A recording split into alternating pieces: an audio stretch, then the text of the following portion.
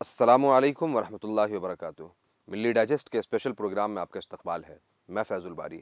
नाजरीन, शाहीन बाग का नाम सुनते ही आपके दिमाग में क्या आता है?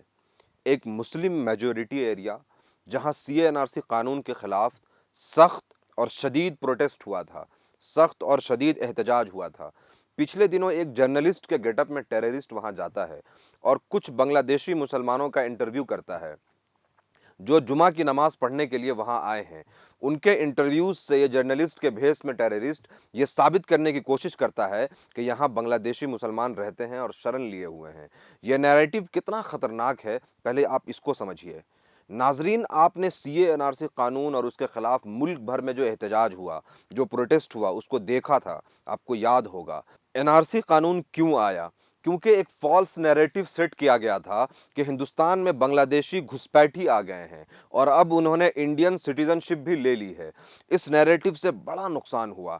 1979 से अब तक हजारों मुसलमानों का कत्लेआम हो चुका है। सिर्फ 18 फरवरी 1983 के दिन 4 घंटे में 10,000 से ज्यादा मुसलमानों का कत्लेआम हुआ, जिसे हम नल्ली कत्लेआम के नाम से जानते हैं। इस कत्लेआम का रीजन, वजह और नैरेटिव सिर्फ एक था और आज भी वही है कि बांग्लादेशी घुसपैठी इलीगली हिंदुस्तान में आ गए हैं। इस नैरेटिव को हमेशा हवा दिया गया और उसी के वजह से एनआरसी कानून आया, फिर सीएए का कानून भी आया। और फिर आप देखते हैं कि राइट विंग प्रोपेगेंडा पोर्टल्स और आईटी सेल में झूठे फेक रिपोर्ट्स बनते हैं कि हजारों लाखों बांग्लादेशी मुसलमान हिंदुस्तान में इलीगली आकर के रह रहे हैं। इसीलिए ये जर्नलिस्ट के गेटअप में आतंकवादी जर्नलिस्ट विशु त्यागी जल्दी जल्दी सबसे उनका देश पूछता है कि आप कहां से हैं, आप कहां से हैं। फिर पूछता है कि गवर्नमेंट की सारी सुविधाएं मिल रही हैं या नहीं। कैसे आए आप? माल्टा एम्बेसी। आप कहाँ से आए हैं? बांग्लादेश से। बांग्लादेश। आप लोग कहाँ से आए हैं? बांग्लादेश से। बांग्लादेश से। आप लोग कहाँ से हैं? बांग्लादेश से है। क्या आ रहे हैं लोग? आप सर कहाँ से हैं? यहां दो तीन चीजें समझना बहुत जरूरी है। बीजेपी और राइट विंग वाले एक तो इस बात से इनकार करते हैं कि केजरीवाल की गवर्नमेंट दिल्ली में आम लोगों को कुछ भी फ्री दे रही है। उसके बाद अगर मान भी लें कि पानी, बिजली और राशन फ्री में मिल भी रहा है, तो उसमें नुक्स निकालने की कोशिश की जाती है कि बांग्लादेशियों को फ्री में राशन पानी दिया जा रहा है, मतलब हमारे टैक्स के पैसे से फॉरेनर्स बैठ करके यहां खा रहे हैं। यह नैरेटिव बनाने के लिए ये सो कॉल जर्नलिस्ट सबसे पूछता है कि गवर्नमेंट की फैसिलिटीज में जो फ्री चीजें मिलती हैं, जो राशन की चीजें हैं, वो आपको मिल रही हैं या नहीं। मगर अफसोस इस बात का है कि एक भी फॉरेनर यानी बांग्लादेशी उन्हें ऐसा नहीं मिलता है जो उससे ये कहे कि गवर्नमेंट की जो सारी चीजें फ्री है, यानी बिजली, पानी और राशन उनको फ्री में मिल रहा हो। सरकार, केजरीवाल की सरकार फ्री राशन पानी देती है? फ्री राशन पानी नहीं मिलता?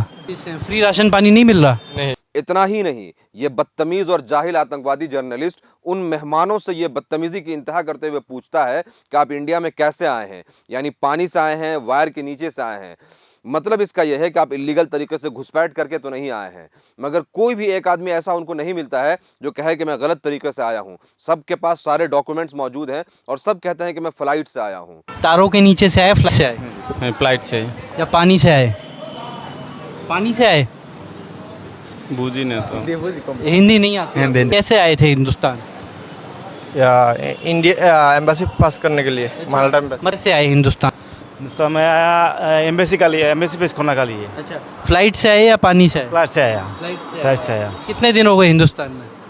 15 दिन हो गया।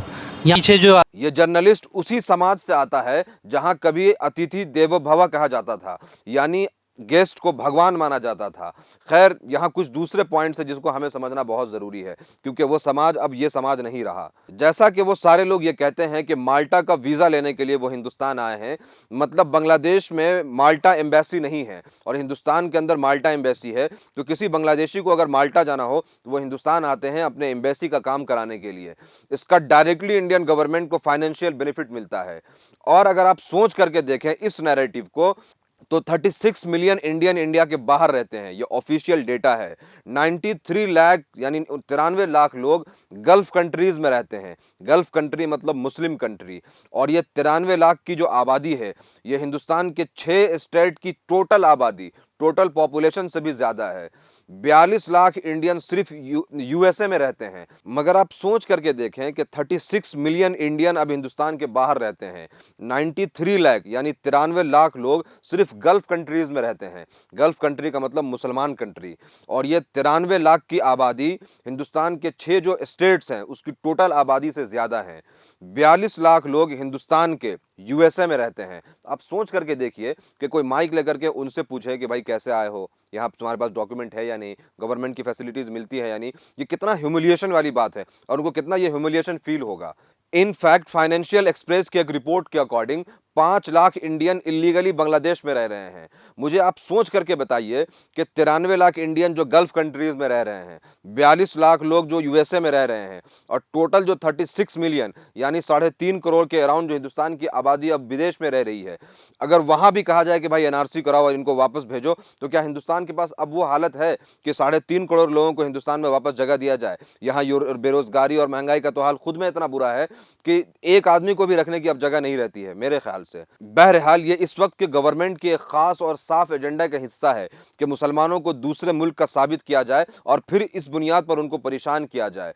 और इसी नफरत की आग में फ्यूल डालने के लिए अलग अलग मीडिया ऑर्गेनाइजेशंस काम कर रही है, जो कभी मस्जिद के बहाने, कभी अजान के बहाने, कभी हिजाब के बहाने मुसलमानों को टारगेट करते हैं, मुसलमानों को परेशान करते हैं। जिन चीज़ों के लिए हम परेशान किए जा रहे हैं, क्या वाकई वो इस्लाम के पॉइंट ऑफ व्यू से सही है? जिन चीज़ों के लिए हम लड़ रहे हैं, स्ट्रगल कर रहे हैं, क्या वाकई वो इस्लामिक पॉइंट ऑफ व्यू से सही है? ये वक्त बहुत इंपॉर्टेंट हमारे लिए इसलिए भी है कि हम अल्लाह के दीन को पढ़ें, रसूल अल्लाह की ज़िंदगी को पढ़ें, ताकि हम समझ पाएँ कि उनकी ज़िंदगी और हमारी ज़िंदगी में कितना फ़र्क है और हमारे एक्शन उनकी ज़िंदगी के एक्शन से मिलते जुलते हैं या नहीं। और इस तरह की जो नैरेटिव सेट की जाती है, इसका जो रूट कॉज है उसको समझिए। ये असल में मुसलमानों की ज़िंदगी और मुसलमानों के कत्लेआम का एक रूपरेखा तैयार किया जा रहा है। तो बहुत ज़रूरत इस बात की है कि ऐसे नैरेटिव को एक्सपोज किया जाए। स्पेशल प्रोग्राम में इस वक्त इतना ही। मिल्ली डाइजेस्ट को सपोर्ट करने के लिए सब्सक्राइब करें। Thank you.